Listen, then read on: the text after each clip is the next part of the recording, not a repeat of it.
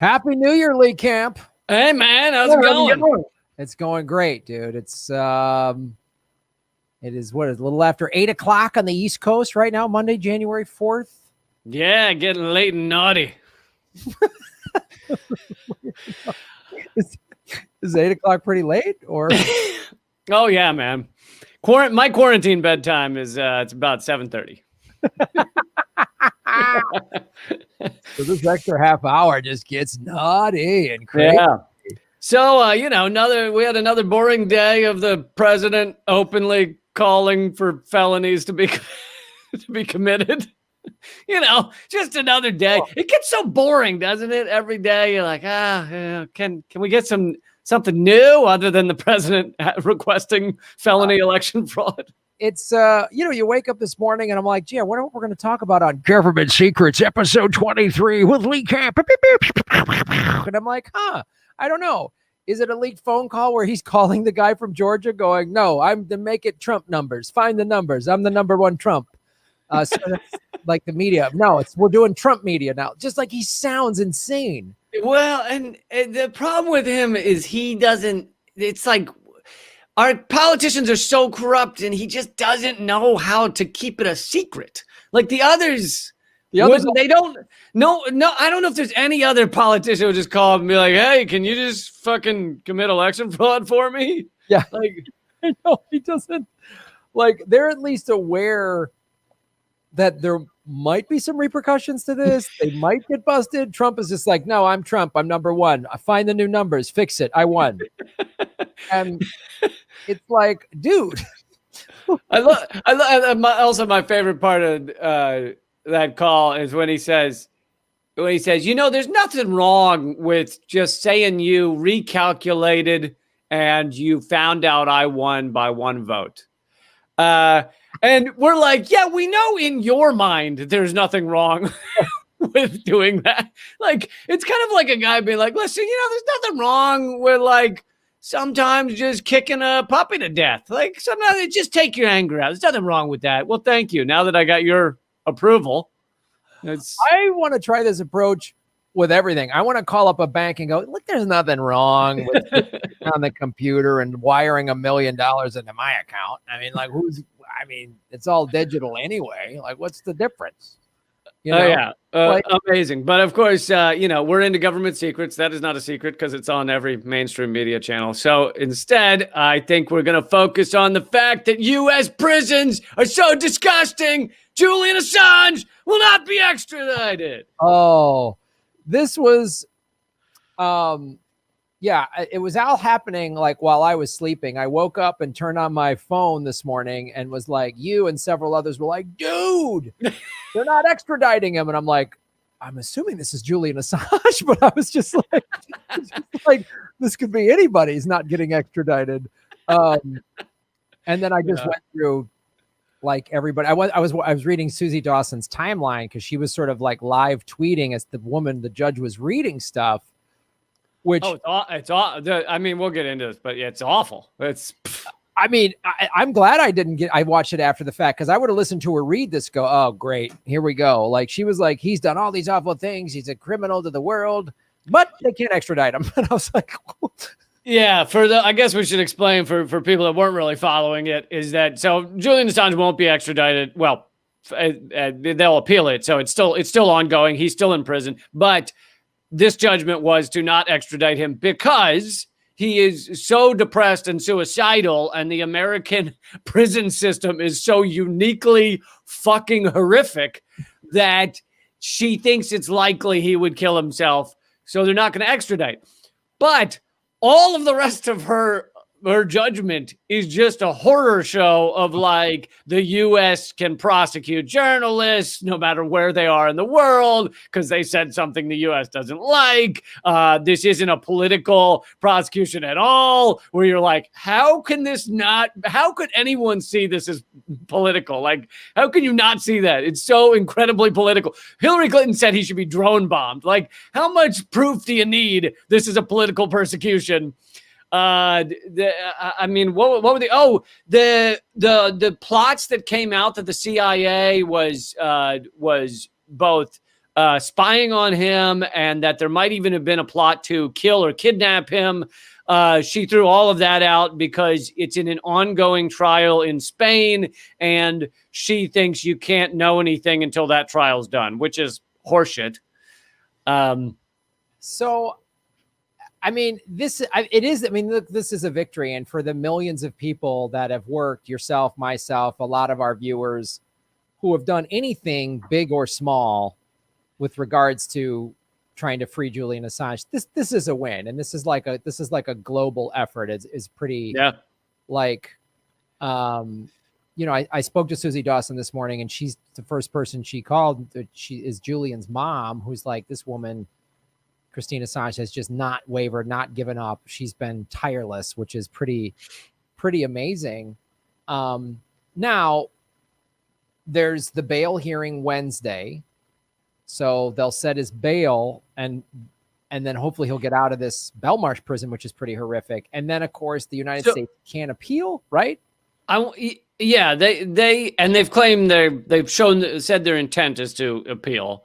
I'm unclear, and having watched several lawyers, there seems to not be a consensus on this, but I don't know if you've maybe seen or heard anything more accurate. That I don't know what the odds are of him getting out Wednesday. I know that there's a chance he could be released on Wednesday on basically free on appeal, whereas they'd say he has to stay in the UK, I assume, or maybe even stay in the London area.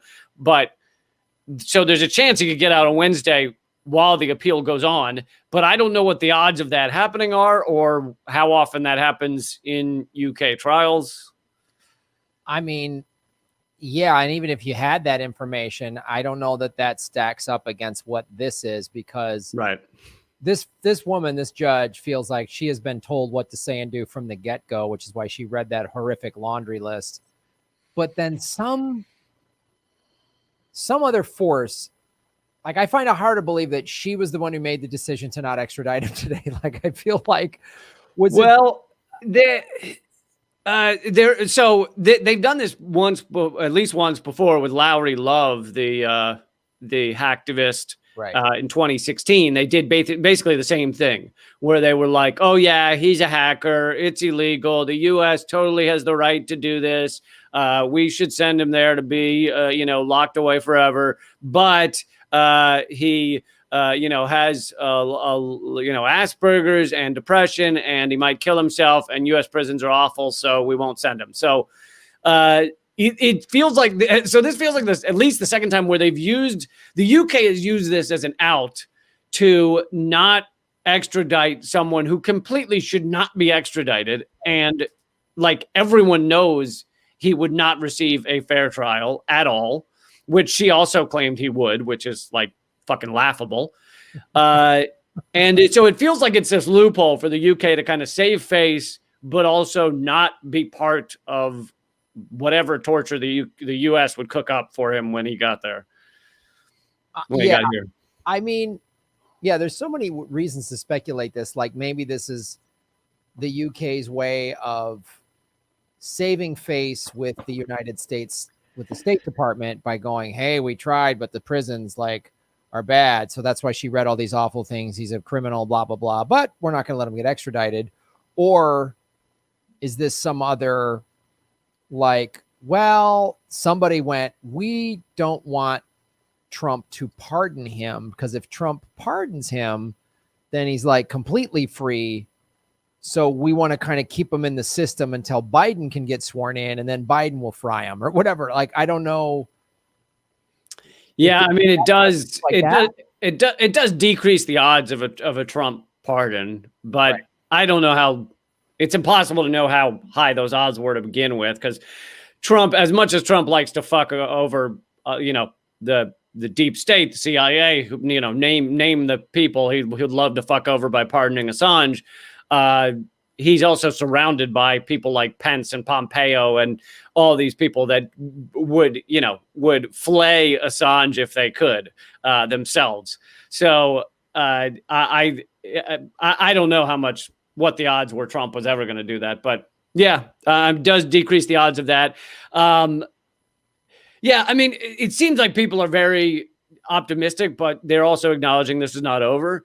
And then there's others who are optimistic about Assange, but say the entirety of this ruling is just, it gave the U.S. everything they wanted outside of Assange. It gave them basically a precedent to say they can go after any journalist anywhere for reporting things they don't like. And it's kind of a horror show for journalism and for free speech. Yeah, but our vice president's a black woman. Oh, you know what? I fucking forgot. You are correct. Yes, all is well. Vice president's a black woman. Yeah, it is really. You read that litany, and it's just like maybe the U.S. just went, well, as long as we get it in writing that any journalist doing anything we don't like, we can lock them up. That's the main thing here. But it's what has also happened is obviously, so Julian's wife and children are in the UK.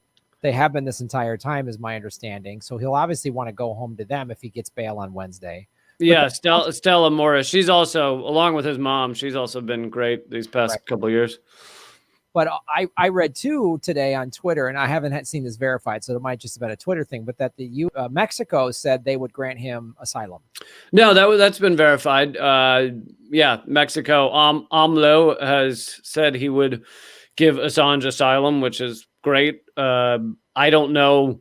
I don't know how useful that is, because if there is an appeal, it means Assange would probably still have to stay in the UK anyway. And unless he somehow secretly escaped to Mexico, but I don't know what the odds of that happening are. And then the other thing someone else was pointing out is like Mexico, there's a lot going on in Mexico. I don't know how, a lot of CIA people down there. I don't know how safe Assange would be wandering around Mexico. Yeah, I wonder if that was some sort of State Department backdoor, like, yeah, let them come here, where just drug cartels do whatever they want. The CIA is running rampant with the drug cartels and whatever evil shit the CIA is doing. Yeah. So, I mean, considering how yesterday, and none of us were really shocked that the Squad and the Democratic Caucus, were the weakest people ever, just all acquiesced to Pelosi yesterday. We weren't really shocked at that. What, you're not a Nancy Pelosi fan? Because I think I'm gonna find a new podcast if you're not a Pelosi fan, because she is awesome. Do you like ice cream ladies? Then this podcast is for you. I mean, don't you remember that time that Nancy Pelosi stood up and said, why is it people like her? I can't remember. Oh, because she's got a D in front of her name and people are idiots. That's it. All it is. Okay. No. She's a thorn in Mitch McConnell's side. No, she's a thorn in working people's sides. She's a thorn in the actual left side. She's a thorn in the side of anything that would help all of us. As far as I can tell, her entire fame and career is just based on the fact that she can raise a lot of money, and they like that. And keep some of it. That's why she's worth over $100 million. So right. She's really good at making money for herself, which is like, hey, good for her. Listen, man, when you got an ice cream habit like that, you got to bring in the dough. Well, yeah. I mean, you can't. I mean, what are you supposed to have? Just only 2 fridges? You got to have 3. You got to have a whole ice cream cave that you have your donors down in. I mean, you have to do a lot of things like that. You need an ice cream steward that comes in. You gotta have your Cold Stone Creamery chef that's pounding it all together on the cold stone, and plus the mechanism of keeping that cold stone cold is it's very expensive. And you're not expecting her to like use the same spoon twice, so she gets these silver spoons literally once and then throws them away. Thank God. So that's expensive, and the taxpayer should help pay for that. So it's true. You got to go through a lot of silver spoons. Yes. Yeah. So it's great. Yeah. I don't understand that, like, why people just cheer for Nancy Pelosi. Like that it's this team mentality in America. It's unbelievable. So this woman tweeted yesterday. She's like, my boyfriend, this is what my French boyfriend said. When are Americans going to like start burning shit down? Like they keep getting screwed over. Why are they just taking this? Like, well, we did a little of the burning down in whatever that was, April or something. Yeah. I'd say largely not enough. but we do have a very quick fire department, so the burn didn't spread enough. Right.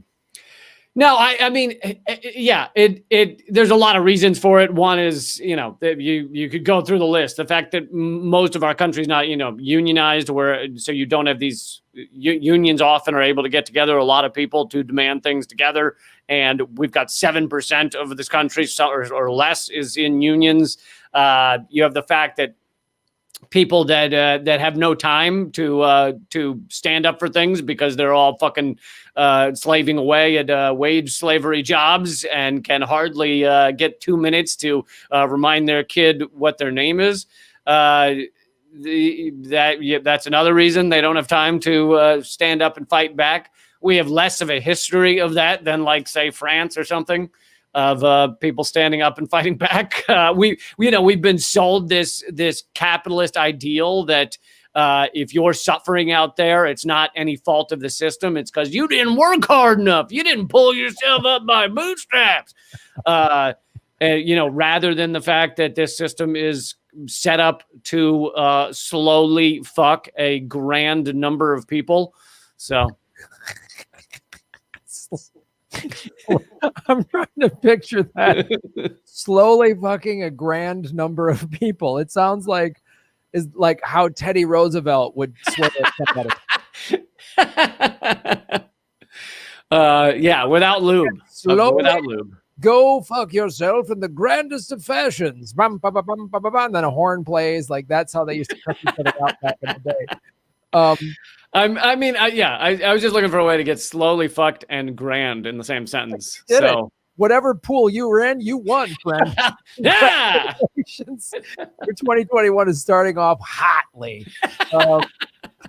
So that was such a fantastic sentence. Oh God, I would have that like cross-stitched and framed and put over my door, and just so I see that every day before I leave. The highlight of my week is when I put words together in a way Graham has never heard before. It's not hard to do. It's not that big of a. Just put some $10 words together. I'll go, wow, Lee read a book. This is pretty easy to dazzle. Well, let's get into, in honor of Julian Assange not being extradited to the evil American empire, where we both live. Let us read some of the best, our favorite Wikileaks. Government secret Wikileaks special episode. Julian not extradited. Lovely grand fuck.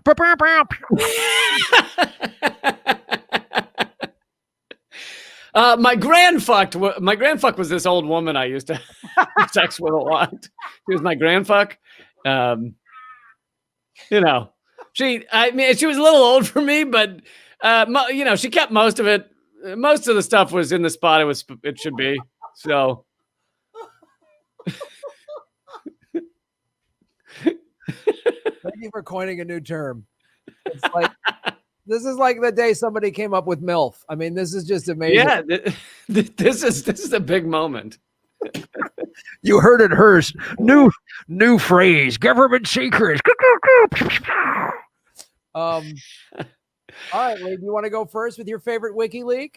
Yeah. So, I mean, this is, since we're talking about government secrets, WikiLeaks has revealed some of the most important and significant government secrets, and the ripples of it, of what's been revealed by WikiLeaks, they keep rippling around the world. It hasn't stopped yet. It helped create movements like the Arab Spring and Occupy. Would not have happened without WikiLeaks revealing to many governments, to many people, what their governments were involved in. And so let's see which one. I'm going to pull out this resource book I have that actually has like a list of like the most important WikiLeaks leaks, and it's just this amazing book I have that has the list here. It happens to be my book. Nice. So, can you put that back in frame again? Bullet points and punchlines. What a fantastic Lee. Let's say I wanted to buy that for somebody. Like I wanted to get it for my grandfather. Where would I buy that? Graham, I would send you for your grandfuck. I would send you a free copy of my book. I really would. Okay. I'm trying to get you to plug it so people might buy more. No, I know. It's at leecampbook.com. All right, guys. Anyway, it's kind of, I go through the list of some of the biggest revelations from WikiLeaks, and obviously there's the one that people know the most that our mainstream media will often reference if they ever talk about Assange, which at least they're mentioning it today. Right. But that's the collateral murder video. Pretty much everyone knows that one. U.S. helicopter pilots killing something like 12 to 18 innocent people. They're laughing about it. They're enjoying it. They're having a blast. They find it funny that they are murdering these people. 2 of them ended up being Reuters journalists. And yet that's not enough to get our mainstream media to really stand up for WikiLeaks and Assange. Is truly fucking incredible. But that's one of the ones a lot of people know about. I think, but there's many that people don't know about, such as or at least have forgotten about, such as the Guantanamo Bay Camp Delta standard operating procedures, which basically unveiled a lot of what was going on in Guantanamo Bay, how prisoners were being treated, that they were being hit, that the worst treated people, the people that were the people that were being tortured the worst, were hidden from Red Cross officials who came to examine the camps, and that many of these people were innocent, meaning that they didn't have charges against them. Right. And yet they were being, of course, tortured. And to this day, Guantanamo Bay still open. Although I think a lot of the activism against it, a lot of the activism that has, at least made it a talking point. Obama said he was going to close it many times. But what got it even to that point where Obama was talking about it, the country was talking about it, is, some of these revelations from WikiLeaks. Yeah. Absolutely, and again, that was more of another in a long list of Obama disappointments. But yeah, which, by the way, it seems that the president could literally close Guantanamo Bay without Congress. So the fact that Obama was like, I just can't figure out how to do it, is like horseshit. I could have sworn that was a George W. Bush impression. Well, or George H.W. I think all of my impersonations are either like, it's like I have like 2. It's like Southern, which I can do well, or sometimes I can do a Russian accent. But that's all. That's all I got. Hey, there's Senator Lindsey Graham. Do svidanya. I am Lindsey Graham. Oh. Yeah, sometimes I forget which is which. And I'm like, they're easily confusable. Southern and Russian are very easily confusable. The South will rise again. Do you want sweet tea? I'll tell you what, man, this vodka is the best I've ever had. Putin brought us stability, brother. I think these are fantastic. I love bad accents. I could do them I love them. I feel like you've probably got a lot of good accents here. I'm really good at hello, how are you, mate? Like I have a million of those. I like that shoulders came involved in that accent.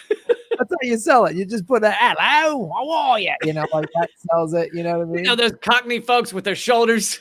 Yeah, they're shoulder talkers. That's how they communicate. Just like the Aussies, how are you, mate? Like it's one shoulder comes up, down under. You know what I mean? It's a lot of fun. So is there more WikiLeaks from the Guantanamo, or should I go to one? Yeah, you jump into one. We'll go back and forth if you got some. Oh, folks, November 2009. WikiLeaks published more than 500,000 paper messages sent within a 24-hour period around the September 11th terrorist attacks that nearly killed 3,000 people.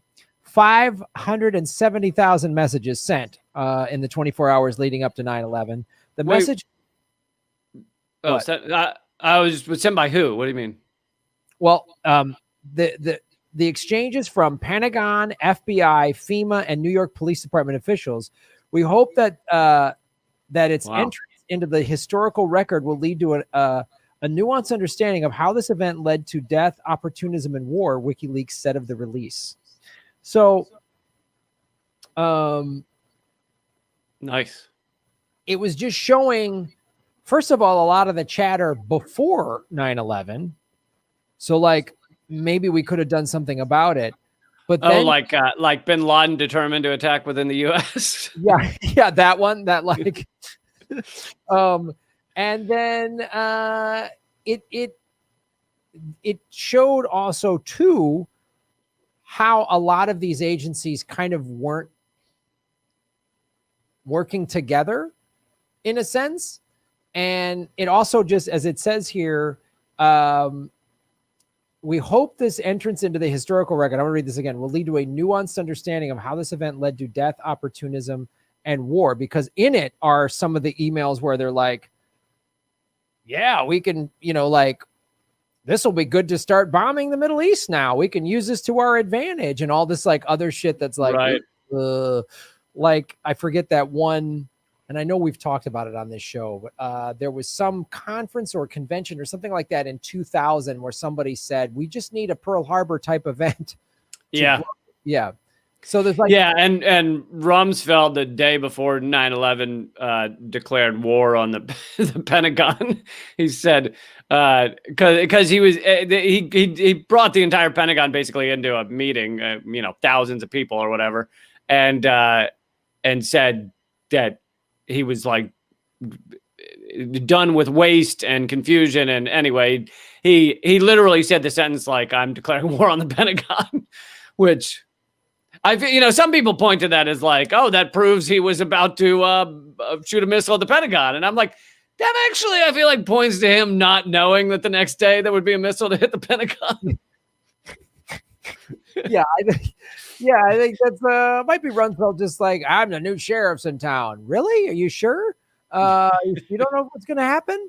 I mean, so there's that. This all these messages sent on 9/11, which a lot of people have poured through them, and some of them have used these over 500,000 messages as evidence as to why they think 9/11 was an inside job or all that stuff.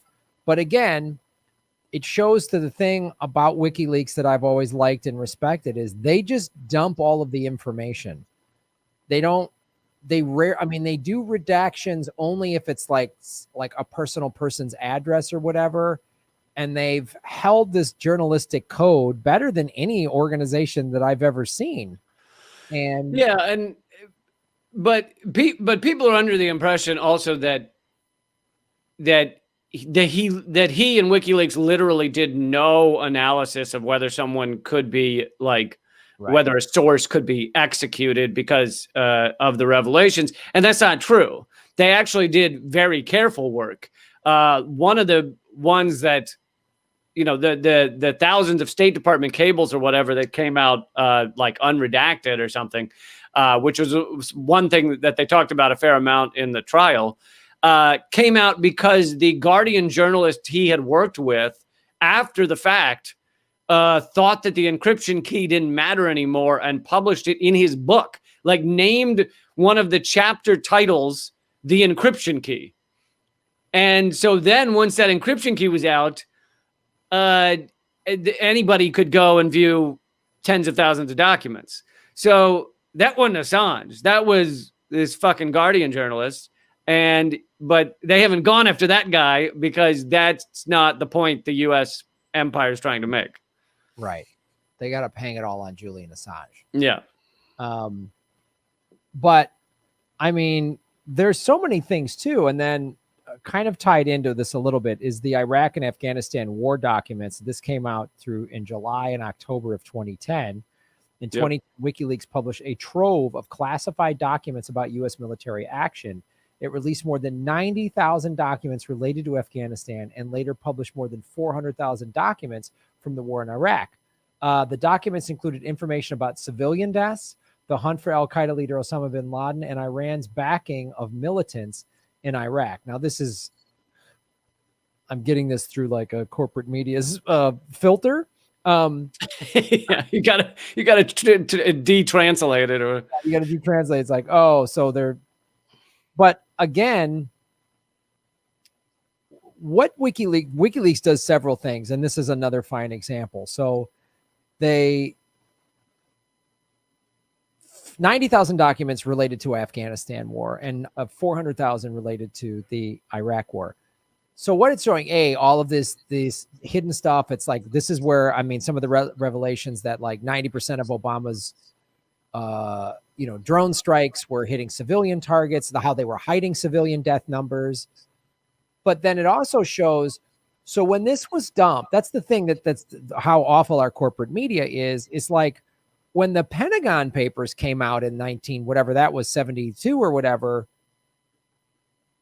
or 71, or I forget what year it was, then every news outlet poured through them and really, and since the White House was fighting with Ben Bradley and the Washington Post, they all got behind it to, like, journalist integrity really showed itself of like, wow, we gotta go through these documents.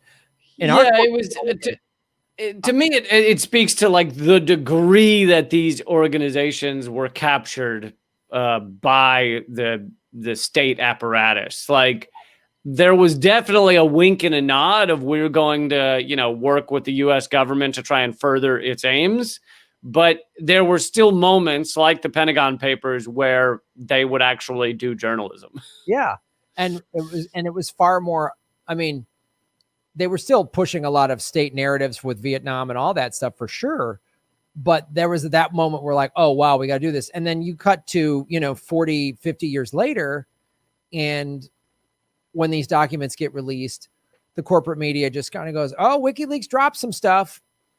And then, oh, by the way, Beyonce's mad, or whatever the next story is. It's like, they don't, the journalism today doesn't even go near, they'll pick out 2 or 3 things at best from a WikiLeaks dump that's just to further their stuff, or to say, well, see, he's being dangerous again.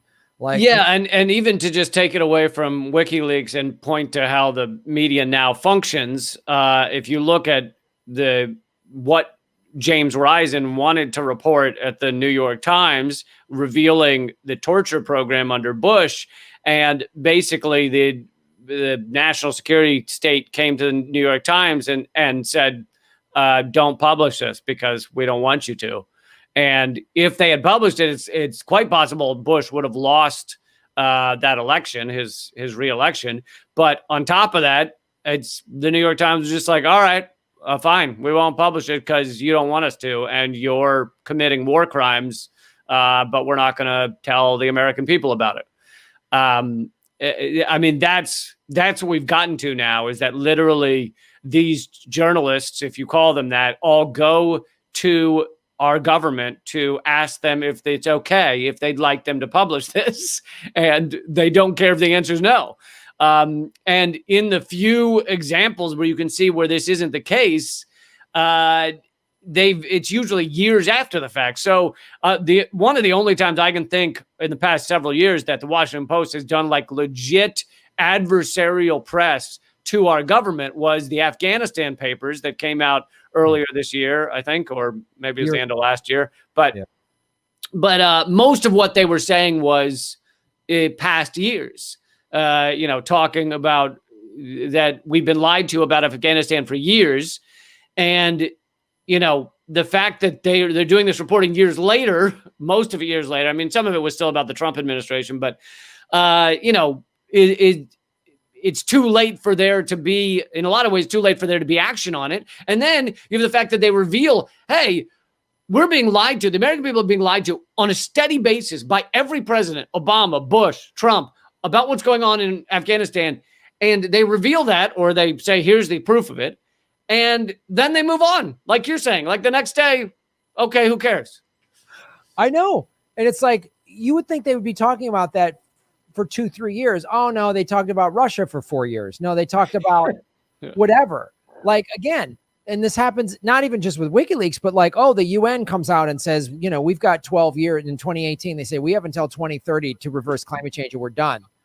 And then they go, yep, that's a UN study. All right, now here's some ads from Raytheon. Like they just don't, they should be talking about this for years. It's like, I remember when I just watched the movie, the Spotlight movie about the Catholic Church, the pedophile priest cover up in Boston, right? And they dropped their first story in January of 2002, and they literally did 3,000 stories about follow-up stories after the big Spotlight drop. They kept calling it out and like they didn't let it go. And that's like how the response, and that was just one paper in Boston. This is 18 years ago, 19 years ago, whatever. And it's like, that's what should have happened with every major news outlet, with the Afghanistan papers, with any of these WikiLeaks dumps. They should have just been on, and they should still be talking about it. And it's like, no, they just, they put it out there just so they can say, oh, we covered it. And then, nope. Right. So like, if you compare what they did with the Afghanistan papers versus what they did with Russiagate, which has now been almost completely debunked, it's just fallen on its face as nothing there. There's no there. But they did what you should have done with, let's say, the Afghanistan papers. It should have been story today, just day after day after day after day, creating an anger and a fervor in the country. Like, it'd be like, rather than manufacturing consent for war crimes, how about manufacturing consent for stopping these wars? Right. That's what they could be doing. If they had done with the Afghanistan papers or with many of these, things we're going through, the WikiLeaks, what they did with Russiagate, you'd have a completely different sentiment in America. Yeah, and it's a thing, and I'm going to paraphrase here. It's a quote, I believe, from Julian Assange. That's like, if lies get us into war, then the truth can get us into peace. And that's why the war machine owns the media. Because, like you say, if they went after the Afghanistan papers the way they did the supposed Russian hack, we would be like, people in America would be like, why are we still in Afghanistan? Most people don't even know we're still there. And it's like, no, I've had conversations with people, and I'm like, yeah, we've been there for 19 years. And they're like, whoa. But because the news doesn't reinforce that, when I tell them, I go, it would be like, and I just had this conversation with somebody. I said, it would be as though, imagine if we were still fighting the Japanese in 1960. And they go, wow. I go, yeah. Instead, the Tokyo Olympics in 64 was this big coming out party for this new reformed post-war Japan. It was almost 20 years after the end of the war and the dropping of the bomb. And like, okay. And we're still just bombing this poor third world country in Afghanistan. It would be like if we were still fighting North Korea. Oh, wait. Sorry. Okay. Yeah, bad example. Another example. That's 70 years old. But anyway, this would be bad example. Let's come up with something else. Yeah, but you're absolutely right. And now their latest thing, which they've only dropped in the last, within this past month, is we're going to start claiming that we have peace in Afghanistan, but we're going to keep doing the same thing forever. Like, literally, there are like New York Times op-eds that are like, it's time to call what we're doing in Afghanistan peace. Yeah, we're just going to rebrand it. Just put some new packaging on it. You're still just troops on the ground and bombing and killing people. Yeah. But we're calling that peace. Oh, all right. Can I punch you in the mouth and we call it a blowjob? Who gets the most out of that? Who gets to brag about that to their friends? Yeah. I got teeth marks on my knuckle. I had this great blowjob. I think there was a bit of confusion as to how it works. I wasn't sure what the term meant. I didn't know if it was actual blowing. I was like, I didn't know. So, but I'm pretty sure it happened. I mean, I can't call it. I'll be honest. It was my first, but I think I'll get better. I'll get better.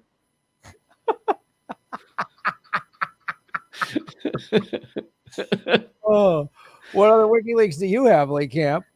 All right. Well, to step away from just America, which a lot of the important documents that WikiLeaks has released have been about the United States. Part of that is because we think we own the world and have 1,000 military bases around the world. We tend to have more shit going down that needs revealing. But a lot of people think that, Julian Assange just hated America and was only revealing, information about America. And it's absolutely not true. WikiLeaks has revealed information about secretive governments around the world. And so to go through a few of them here, they posted videos of Tibetan dissidents in China, videos that were not allowed to be viewed in China. They revealed the Peru oil scandal. They revealed that Russia was spying on their own citizens' cell phones. The Minton report on toxic dumping in Africa, the Syria files showing the inner workings of the Syrian government.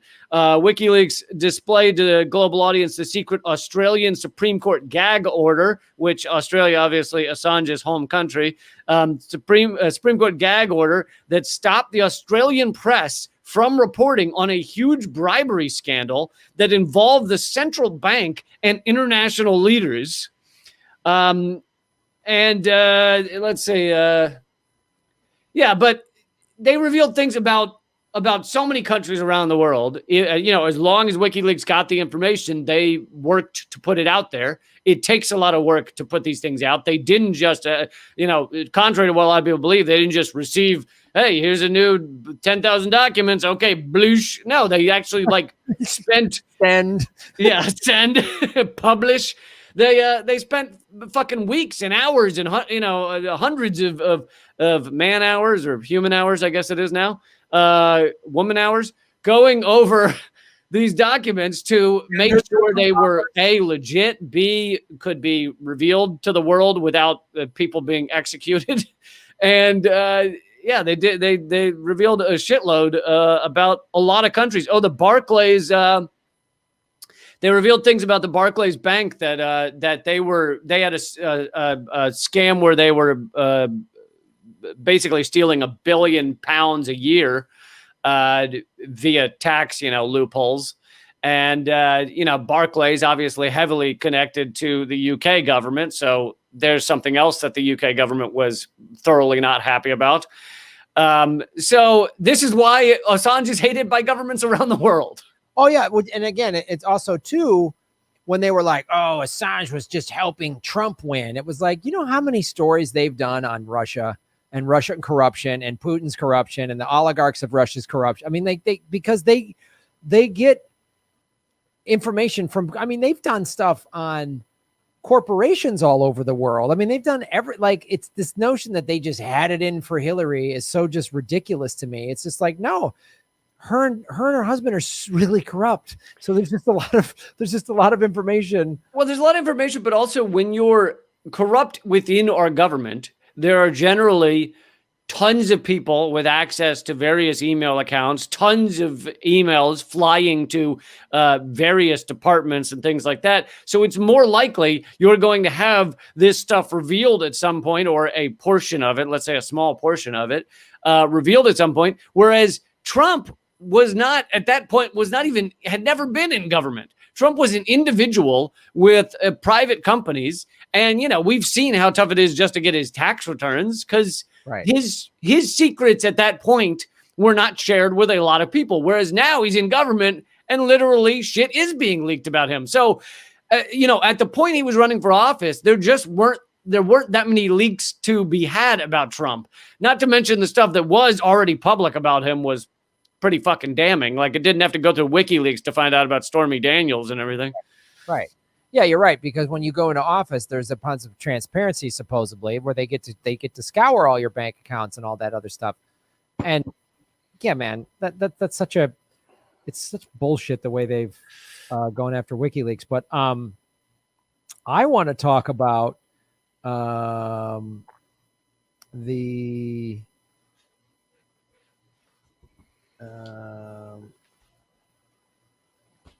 By the way, it's pager messages. I said paper, and the 573,000, they were pager messages. That actually makes more sense, because who sends were they sending postcards about what happened in 9/11? That'd be really weird. Everybody at the FBI was like, get your pens and postcards out. I haven't seen that word in so long. I just rewrote it in my brain. I was like, you probably thought like, what is a pager? Is that like a book with pages? yeah, I don't get it. Is that like a guy? Is that like somebody that likes libraries? Oh, he's a pager. He really likes turning pages or something. I don't know what that means. But I want to talk about this one. British National Party members. In 2008, WikiLeaks published the names, addresses, and contact information of more than 13,000 members of the British National Party. The political party's manifesto proposed banning immigration from Muslim countries and encouraging some UK residents to return to their lands of ethnic origin. Which is like, oh, wow. Again, another government they went after. But this one I really wanted to talk about because it affected. This is one again where there was what was the whole crux of the leak and then how the media handled it, which is the Sony Pictures hack, right? That came out in 2015. Oh, yeah. Where they were connected. Was it connected to that movie? Yeah. It was 170,000 emails, 20,000 documents from movie studio Sony Pictures were published in WikiLeaks in 2015. They suffered a cyber attack weeks before releasing a film that poked fun at North Korea, which was that Seth Rogen movie. Now, right. And you know what? Listen, whatever you're about to tell us about that hack, I was just really, it meant a lot to me. And I was just really excited to see somebody go after North Korea. Because this country with one nuke that's in a barn, there's such a threat. There's such a threat, and B, it's like no one ever mocks or goes after North Korea. Like they're just held up as this perfect shining country on the hill. And it was nice to see Hollywood finally take some of that big money, big comedy money, and poke some fun of North Korea. Yeah, thank God. Yeah. A poor country run by a crazy person, they need to be mocked, not helped. Yeah. Mocked.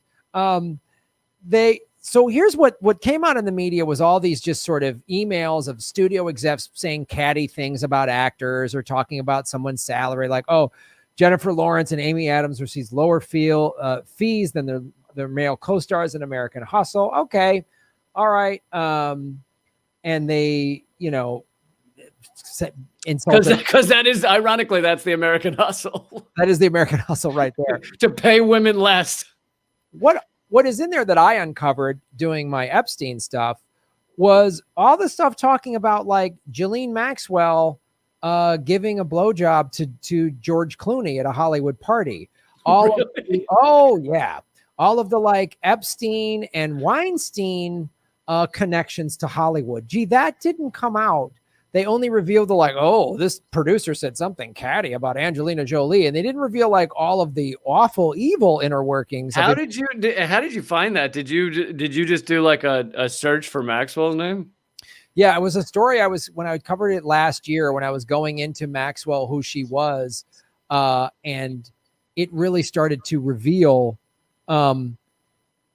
everything that they were going through all the evidence in this one article I found. They were talking about flight logs and all that other stuff, and then they talked about the Sony email hack, and I was like, wow, because I remember when they talked about it.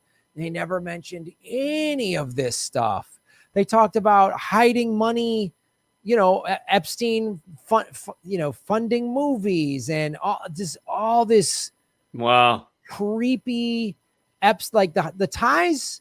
Well, first of all, Harvey Weinstein donated somewhere in the neighborhood of $2.3 million to all these big Democrats, Hillary, Obama, Joe Biden. And there's all these photos of them. So happy to meet him. So happy to be next to him. All hanging out. But Epstein had ties because he, would in addition, the main recruiting tool that Epstein and all these parasites like Peter Nygaard and Jean-Luc Brunel, they were all in the fashion world. So that was the main way of trafficking girls was they'd say, they go to some 14-year-old girl and say, do you want to be a famous model?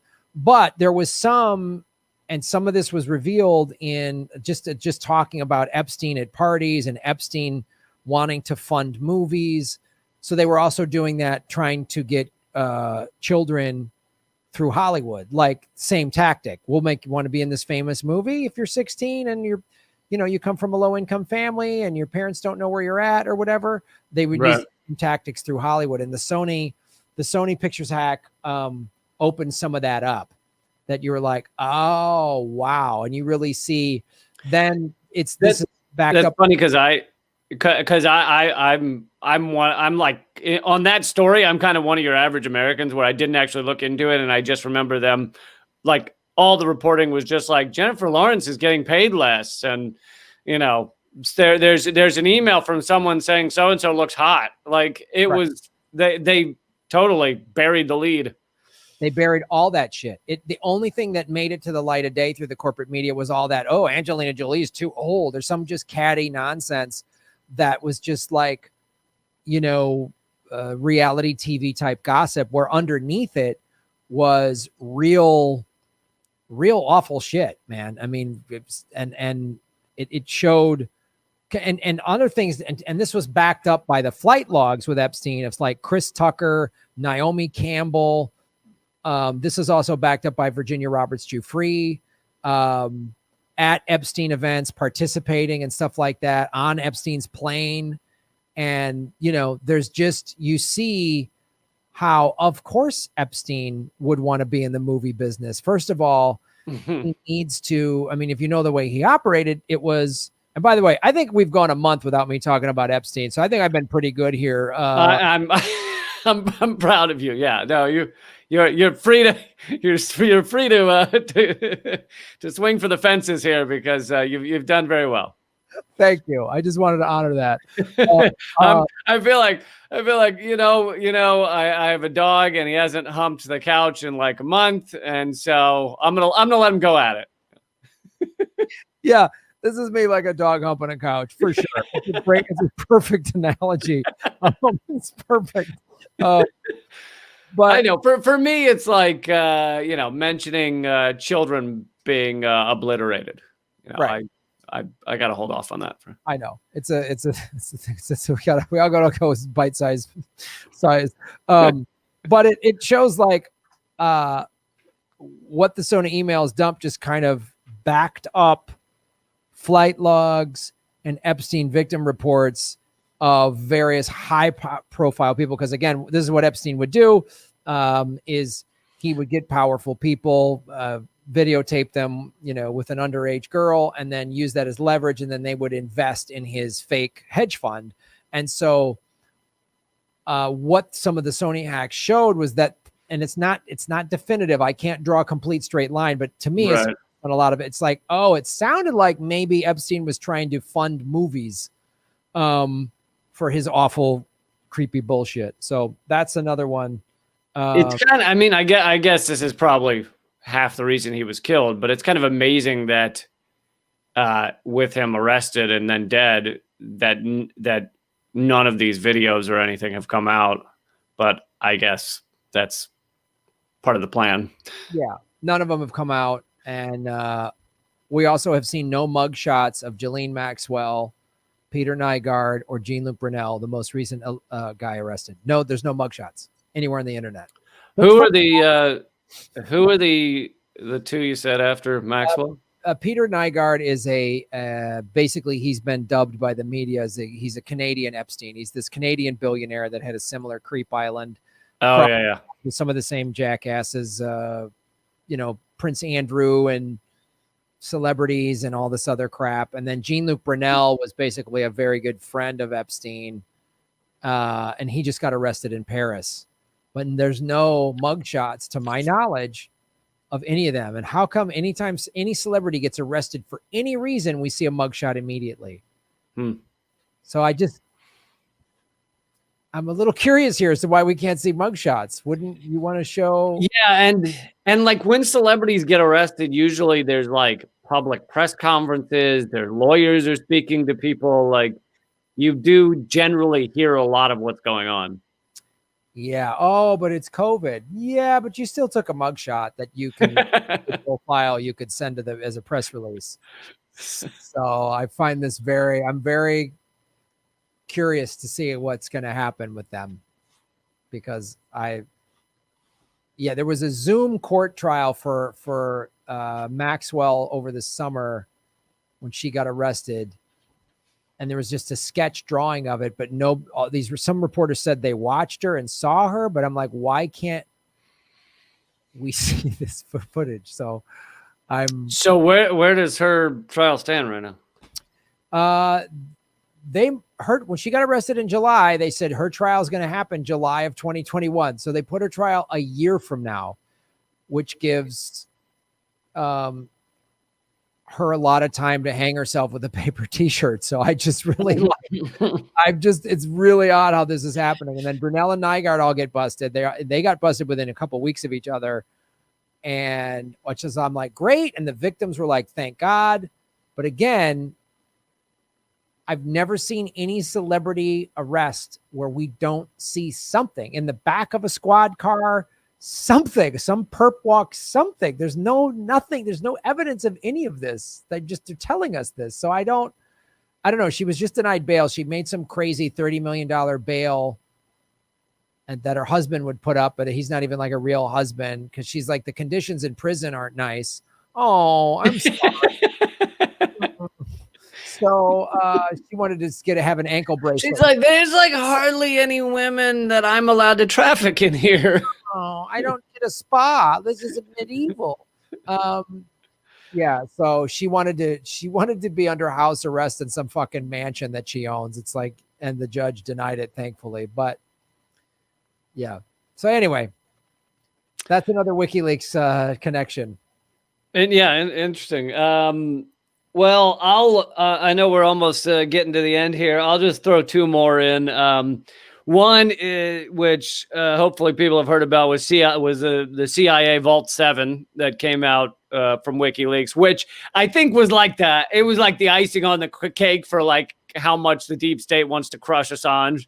He was already in the Ecuadorian embassy, I believe, but they were like, all right, now we may just drone bomb the Ecuadorian embassy. It revealed all of like a lot of the CIA's hacking tools. One thing which is definitely useful to know is it revealed that they have and use the ability to go in, hack somewhere, and then they have like programs and software where they can leave, fingerprints of another country. So they go in and hack something and leave, Russian fingerprints or Chinese fingerprints. So that it looks like it was done by someone else, which, shocking that they would use that ability. That it sounds like it should be a given. Yet then the State Department says like, oh, we saw that, there was a Russian script in the software. So that means Russia did it. And then all of our fawning corporate media goes, oh my God, Russia did it. And no one will ask the obvious question of, wait a minute now, because of WikiLeaks Vault 7, shouldn't we ask the question of, did the CIA make it look like Russia? They will never ask that question. Right. It's been proven that that's what they do. Can't even be proposed that that's a possibility. The CIA Vault 7 also revealed that they have and use the ability to hack into smart TVs and listen to you in your home. Because smart TVs are... For those of you listening at home, Graham just took a long look at his plasma behind him. Yep, my smart TV has been listening for a while. Even when it's unplugged or turned off, they can listen. Or it's got to be unplugged. If it's turned, I don't know about unplugged, but it can be off and not have a light on, so it looks as if it's off, and it's still listening to you. So. They can just basically, you've bugged your own house, which is the same thing people have done with Ring doorbells and that stuff, and Amazon Echo and all that shit. You're bugging your own house. Jesus. They even there's like talking Barbie, where your kid can talk to their Barbie and it has proper responses to say back to them. But in order to do that, Barbie is sending that information to Google or Amazon or whatever the fuck to be analyzed. So even the talking Barbie is like, it's like grabbing your child's every sentence and saving the data and learning about them, which is fucking horrifying. Why do you need that? Like, I'm just like, boy, once we know what they say to their Barbies, then we'll really get it. Like, what is like, how insane is this? Well, that's how sick our consumerist fucking society has gotten, in that they want to know what your 4-year-old talks about, because they found out that the nag factor in advertising is very significant. So if you advertise to a child and then the child says to the parent, I want this thing, it's very effective. And so this helps them to learn how to turn your own children against you. Oh God, I wish I was somewhere in the NSA headquarters and I could just program this Barbie to just go, think for yourself or whatever. Just like tell the child, like, don't listen to any adults. They're all liars or whatever. I am teaching you antiquated gender roles. Yeah. Medicare for all. End the wars. Like, that'd be awesome. Just some subversive shit like that. Just telling 4-year-old kids. That would be. Yeah. There should be manipulation and propaganda towards a better society. Yeah. I'm down with. Like, because this is just. And then there's a room full of analysts going through the Barbie conversations. Like, what the fuck? What a waste of our money. And they recruit all these big brains. I mean, obviously, if you read like Snowden's story or whatever, he was this highly intelligent guy. So there's people like that who's, gee, I wonder if we had took that brain power and put it towards, I don't know, ending climate collapse to save the human race. Like, oh my God. Yeah. I often think about that. If you took the people and the amount of time and mental effort that corporations put into how to best sell something or how to rebrand something or how to create this completely meaningless product that you don't really need but make you think you need it, and you took all of those people and you said, hey folks, so the planet Earth is going to die in about 10 years, humanity's on the brink. Let's all get together and do nothing other than work on how to solve this. It's like, I think we could, it'd be, I'm going to say 30 to 40 minutes. We'd have it fixed. We'd have it locked down. Like in an afternoon, it'd be like, all right, hey guys, we figured out after we just broke for lunch and we're going to reverse climate change and fix the 5 islands of floating garbage. We're going to fix those and everything's going to be good. We're going to have better air quality and nobody's going to ever need a gas car ever again. We fixed it. It's all good. Thank you. Take care, everybody. Thank you. Like, see you tomorrow.